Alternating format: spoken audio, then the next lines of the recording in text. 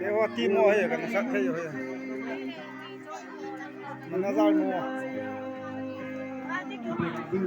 Cái hoa tim hoa hay cho cái số sport mà.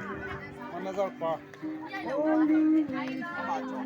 Cái số sport sao cái nó ra pa hay. Đó cái hoa tim hoa hay là nhà đi hoa xí.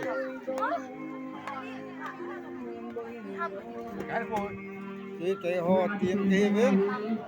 Cái hoa player hoa mẹ ơi nó sắc hay về cái hoa player hoa. Cái hoa tim hay cho cái hoa tim còn nó sắc đen về về chứ mua chứ.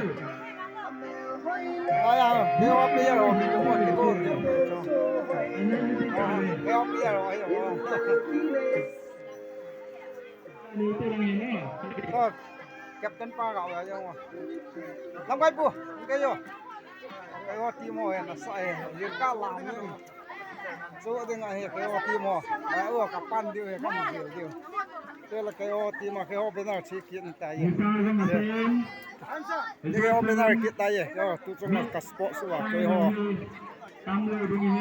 hoa tim hen chỉ cái hen. Đó rep house lăng ao cái sát thế tan cho tim chôm kia club chôm hoa kia tao lăng mi house chôm kia.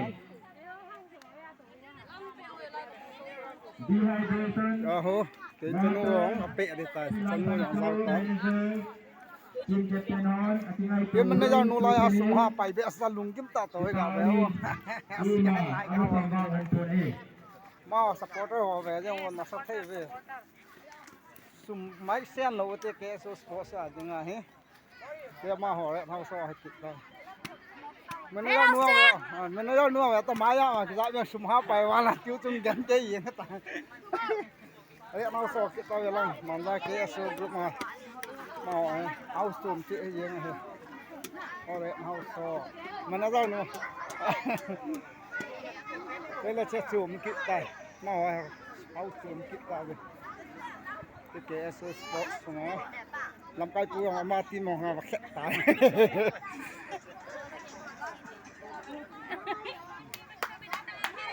Cái số sport à, cái chuyện nó price của họ hiến. Thế cái to lụt làm tao về. Cái cá cha tay họ rẹn house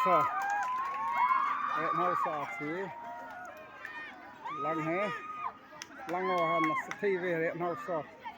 Ra điện tên này cái chân nó tại nhìn luôn, la con nó sẽ chụp về, lăng họ sẽ chụp. Lăng hoang háo chôm cái gì vậy? Mấy cái háo xong phát tâm vào là đó flex cái coi hiến, đó flex cái tạ chịu hiến, háo flex cái gì vậy? To India flag.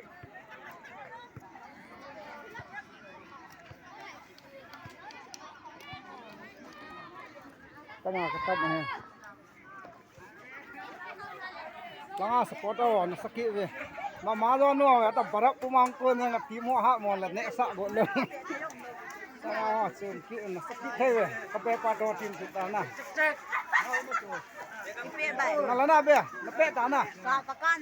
Gol gan chun à? Gol gan chun kia nè. Chỉ dâu nè. Cái bay tổ tè tiêu đá này, cái reel tiêu đá này họ là cái kim đi rồi. Cái chi nó là cái gol gan chun thì nó nói lấy lẹm nhảy là kéo ngang cầm hot. Đang ngào peng đang ngào. Ê khói rồi nè. Mà họ chỉ kỹ nè. Mà họ tí vào lùng xếp kiệu về. Cho nó bẹo ta. Nó bẹo ta. Cho nó bẹo nè. Thế mà họ bên này tập cho béo mà nó ra pa. Mai kiện lời lăng lắm cái.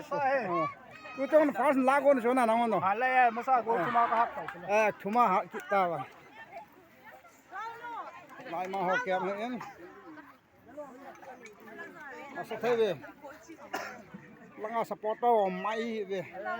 Mà họ để sẽ supporter để sẽ mà họ thì nó sao nó ngáp để sẽ gặp về. Thực sự mà họ về officer kiện nè.